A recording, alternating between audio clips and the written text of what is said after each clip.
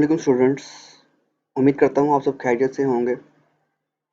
आज हम लोग स्टार्ट करने लगे हैं 9th क्लास की कंप्यूटर साइंस का लेक्चर नंबर 3, जिसमें हम डिस्कस करेंगे एग्जाम्पल ऑफ फ्लो चार्ट्स के बारे में। अगर आपने प्रीवियस वीडियो नहीं देखी तो उनका लिंक आई बटन में और डिस्क्रिप्शन में अवेलेबल है। आप पहले जाके उनको वॉच आउट कर लें ताकि आपको आने वाली वीडियोस में किसी भी किस्म की प्रॉब्लम फेस ना करनी पड़े। लास्ट टाइम हमने वीडियो में डिस्कस किया था कि फ़्लो चार्ट के बारे में। फ़्लो चार्ट क्या होता है, व्हाट इज़ फ़्लो चार्ट, उसकी डेफिनेशन डिस्कस की थी हमने। उसके बाद importance of flow chart, determining requirements for a flow chart, उसके बाद था फ़्लो चार्ट सिंबल्स। आज जो नेक्स्ट टॉपिक हमारे पास यहाँ पे आता है वो आता है एग्जाम्पल ऑफ फ़्लो चार्ट्स, कि हमने इन सिंबल का यूज़ करते हुए एक फ़्लो चार्ट को रेडी किस तरीके से करना है, या कौन कौन सिंबल्स को हम लोग यूज़ करेंगे एक सिंपल फ़्लो चार्ट के अंदर जो है। अगर आपको याद हो तो हमने लास्ट टाइम डिस्कस किया था कि कंप्यूटर 3 बेसिक काम परफॉर्म करता है: इनपुट, प्रोसेसिंग और आउटपुट। इन तीनों में से कोई मिसिंग होगा तो आपको आपका रिस्पॉन्स प्रॉपर्ली नहीं मिलेगा या आपको उसकी आउटपुट नहीं मिलेगी। अगर तीनों में से एक भी पार्ट मिसिंग हुआ तो आप उसको इनपुट दोगे। जब तक आपसे कोई भी कमांड या कोई भी इनपुट नहीं दोगे तो कंप्यूटर कोई भी काम परफॉर्म नहीं करेगा। तो मीन्स मैंने यहाँ पे एक इनपुट दी,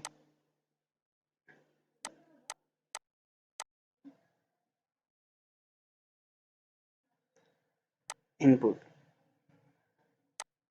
ये गई कंप्यूटर के पास, इनपुट जो यूज़र देता है, और यूज़र कंप्यूटर ने किया इसके ऊपर, इनपुट के ऊपर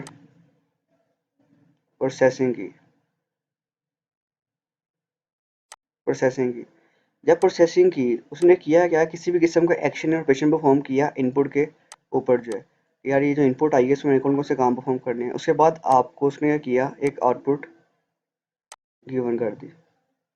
ये काम करता है कंप्यूटर। ये तीन काम की वजह से आपको आपका रिस्पॉन्स या आउटपुट वगैरह प्रोवाइड की जाती है। फर्स्ट स्टेप इनपुट दोगे, प्रोसेसिंग करेगा, आपको उसका आउटपुट मिलेगी।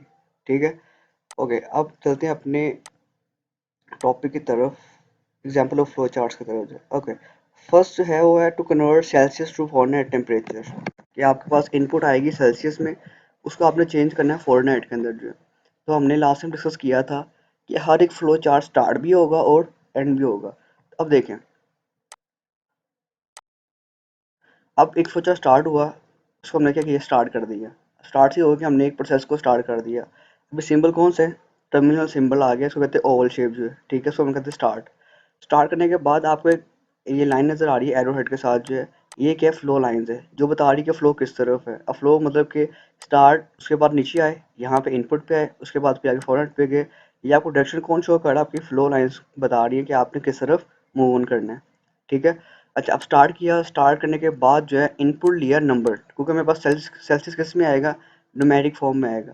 तो इनपुट लिया मैंने सेल्सियस को किस फॉर्म के अंदर, न्यूमेरिक फॉर्म के अंदर जो है।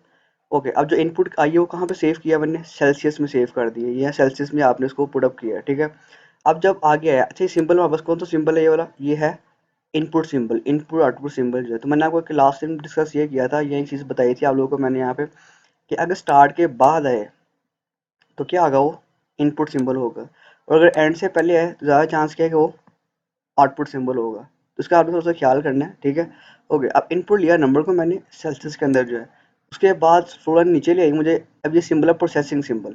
सिंबल कौन सा आ गया वाला, प्रोसेसिंग सिंबल आ गया। अब यहाँ पे किसी भी किस्म का एक्शन या ऑपरेशन परफॉर्म करते हैं हम लोग, तो यहाँ लिखा फ़ारेनहाइट इज इक्वल टू, अगर ब्रैकेट आगे जो फॉर्मूला पुटअप किया, Celsius into 9 divide by 5 plus 32। मतलब इसको आज आप सॉल्व करोगे। अब मेरे पास यहाँ पे सारी कॉन्स्टेंट है एक को छोड़ के, आपकी इनपुट है सेल्सियस के अंदर, आप जो वैल्यू दोगे, यूज़र देखा है वैल्यू जो है, 9 वैसे का वैसे ही रहेगा, डिवाइड बाय 5 वैसे का वैसे ही रहेगा, प्लस 32 वैसे का वैसे ही रहेगा। हमेशा चेंज कहाँ पे आएगा, सेल्सियस में चेंज आएगा। चेंज किस में आएगा, हमेशा सेल्सियस में चेंज आएगा। कि आपने एग्जांपल आपने पुट किया 38 पॉइंट समथिंग, या आपने कोई 40 पुट कर दिया, 42 पुट किया, वो हमेशा किस में आएगा, सेल्सियस में आएगा।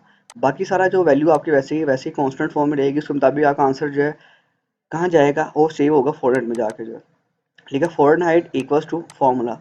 अब इसका जो भी आंसर बनेगा वो कहाँ मिलेगा मुझे, इक्वल टू से पहले वैल्यू कौन सी है, फ़ारेनहाइट के अंदर जाके सेव हो जाएगा। तो मीन्स आपकी आउटपुट कहाँ सेव होगी, अब फ़ारेनहाइट में सेव होगी। ठीक है, अब आपने किया क्या, प्रिंट एफ किया फ़ारेनहाइट, क्योंकि मेरा आंसर किस में पड़ा हुआ था, फ़ारेनहाइट में। तो उसको यहाँ पे मैंने किया, प्रिंट कर दिया फ़ारेनहाइट को, उसके बाद फ्लो नीचे लिए वहाँ पे था एंड, तो एक स्टार्ट भी हो गया और यहाँ पे एंड भी हो गया, तो आपका फ्लो चार्ट यहाँ पे एंड हो जाएगा। अभी सारा प्रोसेस बता रहा है कि आपने कन्वर्ट कैसे करना है सेल्सियस को फ़ारेनहाइट के अंदर जो है। ये आपका एक फर्स्ट सिंपल सा ईजी सा फ्लो चार्ट था। ओके स्टूडेंट, अब आपका फ्लो चार्ट एग्जाम्पल नंबर 2 आ गई है। अब यहाँ पे आपने क्वेश्चन डिस्कस करना है। क्वेश्चन में क्या है, to find acceleration of a moving object with given mass and the applied force. क्या आपने यहाँ पे फाइंड करना है, एक्सेलरेशन निकालना है एक मूविंग ऑब्जेक्ट का जो है, जिसमें आपको मास गिवन होगा और आपको फोर्स गिवन होगी। तो आपने फाइंड यहाँ पे तो अगेन वही काम रिपीट होते हैं कि आपका हर फ्लो चार्ट स्टार्ट भी होगा और एंड भी होगा। ठीक है, स्टार्ट किया, इनपुट लिया मैंने किस चीज़ का, मैस और फोर्स। अभी हमने पढ़ा था यहाँ पे क्या चीज़ इनपुट आएंगी, एक मैस इनपुट आएगा और एक फोर्स अप्लाइड इनपुट आएगी। तो हमने यहाँ पे इनपुट लिया मैस एंड फोर्स। अब मेरे पास यहाँ पे ए डबल सी मतलब है एक्सेलरेशन।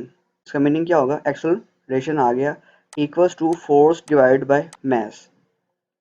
अगर आप फिजिक्स पढ़ते हैं तो आपका फॉर्मूला पता होगा कि फोर्स का फार्मूला क्या होता है। फोर्स का फार्मूला होता है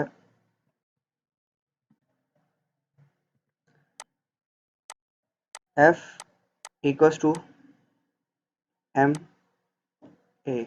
अब ये फोर्स है, ये मैस है और ये एक्सेलरेशन। अगर यहाँ से मैंने ए निकालना हो तो कैसे निकालूंगा, एम को यहाँ पे ला के डिवाइड कर दूंगा, तो यहाँ पे आ जाएगा f over m equals to a. ये आपका ऐसे फॉर्मूला बन गया कि चीज़ का एक्सेलरेशन का जो है। तो हमारे पास यही फॉर्मूला यहाँ पे गिवन है कि इनपुट जब मेरे पास मैस और फोर्स आ जाएगी तो फॉर्मूला है acceleration is equal to force divide by mass, कि मेरे पास यहाँ मैस भी आ गया, फोर्स भी आ गया। अब जब इनको डिवाइड करूँगा तो मेरा आंसर कहाँ मिलेगा, मुझे एक्सेलरेशन में मिलेगा। तो अब मेरा जो आउटपुट कहाँ सेव हो गई है, एक्सेलरेशन में सेव हो गया है। उसके बाद मैंने प्रिंट कर दिया किसको, ए डबल सी। अच्छा, एक चीज़ का ख्याल ये करना आप लोगों ने, जो वेरिएबल नेम यहाँ पे होगा उसको ये आपने यहाँ पे कॉल करना है। अगर यहाँ पे ए लिखा हुआ तो यहाँ पे ए आएगा, अगर यहाँ पे ए डबल सी है तो यहाँ पे ए डबल सी आएगा। ठीक है, ओके। तो आपने यहाँ पे जितने भी नेम है सबको आपने सेम रखना है। ठीक है, तो यहाँ प्रिंट कर दिया किस चीज़ को, एक्सेलरेशन को, क्योंकि मेरी आउटपुट कहाँ सेव थी, एक्सेलरेशन में जाके सेव थी। उसके बाद उसको मैंने सिंपली सॉरी एक सिंपल सा फ्लो चार्ट जिसमें हमने किया क्या था कि हमने एक्सेलरेशन को फाइंड किया है ऑफ मूविंग ऑब्जेक्ट जब हमें गिवन किया हो मैस और अप्लाइड फोर्स गिवन हो। ओके स्टूडेंट्स, अब आपका फ्लो चार्ट नंबर 3 पे आते हैं। Find the volume of cube, find the volume of cube. ठीक है, अब इसमें भी हमने क्या किया, स्टार्ट किया। स्टार्ट करने के बाद इनपुट लिया एच, एच उस पर वॉल्यूम का फॉर्मूला पुट किया, volume is equal to H into H into H. अब इसका जो आंसर है मुझे कहाँ मिलेगा, इन तीनों का मल्टीप्लाई करने के बाद आंसर मिलेगा मुझे वॉल्यूम में, क्योंकि मेरी आउटपुट कहाँ सेव होगी अब वॉल्यूम में। अब प्रिंट कर दिया मैंने किस चीज़ को, वॉल्यूम को। अब मेरा यहाँ पे उसका फ्लोचार्ट क्या हो जाएगा, एंड हो जाएगा। यानी आपका जो यहाँ पे 3 काम है, इनपुट भी हो रही है, प्रोसेसिंग भी हो रही है और आउटपुट भी हो रही है। इनपुट भी थी, प्रोसेसिंग भी थी और आउटपुट भी थी। हर एक में 3 काम पॉसिबली होंगे हर जगह पे जो है। ठीक है, अब एक आपके पास फोर्थ वाला आ गया, to find plain the interest on an amount. अब आपने इंटरेस्ट निकालना है कि कितनी अमाउंट पे कितने इंटरेस्ट बनता है। ठीक है, स्टार्ट किया, इनपुट लिया मैंने अमाउंट, रेट और ईयर। इसके बाद प्रोसेसिंग के पास गया, प्रोसेसिंग में था plain interest equals to amount multiply by rate over 100 multiply by year. ये फॉर्मूला था प्लेन इंटरेस्ट निकालने का जो है। अब जब ये फॉर्मूला पुट करूँगा, प्रोसेसिंग करेगा क्या कि इस फॉर्मूले की वैल्यूज़ को कहाँ पुट कर देगी, ये इसने पहले एक्शंस किए, कौन कौन से एक्शंस किए, पहले उसने ब्रैकेट सॉल्व की, उसमें डिवाइड किया, फिर उसके बाद मल्टीप्लिकेशन कर दी। ठीक है, तो ये जो हमने यहाँ पे प्रोसेसिंग की है, काम किसी किस्म का एक्शन ऑपरेशन परफॉर्म किया है, इसका रिस्पॉन्स कहाँ मिलेगा, मुझे प्लेन इंटरेस्ट में मिलेगा। अब मुझे बताओ मेरे आउटपुट कहाँ पे सेव है, प्लेन इंटरेस्ट में। तो उसके बाद प्रिंट कर दिया मैंने प्लेन इंटरेस्ट, उसका उसको मैं सिंपली एंड कर दूंगा। ये काम था किस चीज़ के लिए, to find the plain the interest on an amount. Okay students,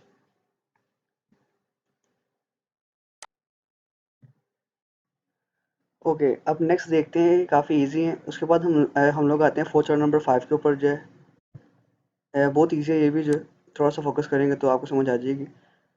to find the sum product and average of 5 given numbers. यानी आपने एक 5 हमें इनपुट लेने हैं, यानी 5 गिवन नंबर्स। आप 5 इनपुट लोगे नंबर्स को, उसका आपने सम निकालना है, प्रोडक्ट निकालना है और एवरेज निकालना है। Clear students? ठीक है, आपको सम का तो पता है कि हम उसको प्लस कर देंगे, प्रोडक्ट मीन्स मल्टीप्लाई कर देंगे, average means sum of multiply by all of number और डिवाइड बाय 5 जो है। ठीक है, कि आपका एवरेज का फॉर्मूला पुटअप किया यहाँ पे जो है। ठीक है, अब स्टार्ट किया, इसमें एंटर हुआ, इनपुट के पास गया, इनपुट लिया n0, n1, n2, n3 और n4। कितनी वैल्यूज इनपुट आ गई? 1, 2, 3, 4 एंड 5। अब यहाँ पे A B C D E ले लो या n0, n1, n2, n3, n4 ले लो, आपकी मर्जी है, ठीक है। अब ये जो 5 इनपुट्स आ जाएंगे उसके बाद मैं कहाँ गया? प्रोसेसिंग के पास। प्रोसेसिंग को मैंने जाके बताया सम में आपने करना है कि n0 plus n1 plus n2 plus n3 plus n4, इसका सम निकाल के आपने कहाँ सेव करना है? उसको सम में सेव कर देना। एक काम इसने ये कर दिया। Second, product is equal to n0 multiply by n1 multiply by n2 multiply by n3 multiply by n4। इसका प्रोडक्ट निकालने के बाद उसको आपने कहाँ सेव करना है? प्रोडक्ट में सेव कर देना है। उसके बाद एवरेज निकालना है। अब ये दो काम हो सकते हैं यहाँ पे, क्योंकि मेरा प्रोडक्ट का आंसर निकल आया हुआ है। प्रोडक्ट का आंसर कहाँ होगा? प्रोडक्ट के अंदर पड़ा होगा। तो मैंने क्या किया, एवरेज इज इक्वल टू, यहाँ तो ये सिंपली सारा का सारा फॉर्मूला ऐसे लिख दो, n0 into n1 into n2 into n3 into n4 divide by 5, क्योंकि वैल्यूज 5 थी। या सिंपली यहाँ पे प्रोडक्ट लिख दूँ, प्रोडक्ट को यहाँ पे कॉल कर लूँ, इसकी बजाय मुझे ये ब्रैकेट की बजाय क्या लिखूंगा? सिंपली यहाँ पे मैं प्रोडक्ट लिख दूंगा, फिर प्रोडक्ट डिवाइड बाय 5, तब भी आंसर क्या आएगा आपके पास? यहाँ पे एवरेज ही निकलेगी। अब तीन आंसर आ गए, सम भी, प्रोडक्ट भी और एवरेज भी। प्रिंट कर दिया मैंने सम को, फिर प्रोडक्ट को और फिर एवरेज को, क्योंकि मेरे पास तीनों के आंसर पड़े हुए थे। कहाँ पे? सम के अंदर पड़ा हुआ था, एक प्रोडक्ट में था और एक एवरेज में था। तो उसका आंसर आ गया print sum product and average. उसके बाद सिंपली उसको मैंने एंड कर दिया। ये था मेरे पास to find the sum product and average of 5 given numbers. Clear students? आगे था सिक्स्थ वाला जो है, to find the area of parallelogram. Parallelogram shape कौन सी होती है? अभी जो इनपुट सिंबल उसको कहते हैं पैरेललोग्राम। जो आपको ये सिंबल नजर आ रहा है, ये वाला जो इनपुट वाला या आउटपुट वाला जो है, ये सिंबल कौन सा शो कर रहा है आपके पास? पैरेललोग्राम है, ठीक है।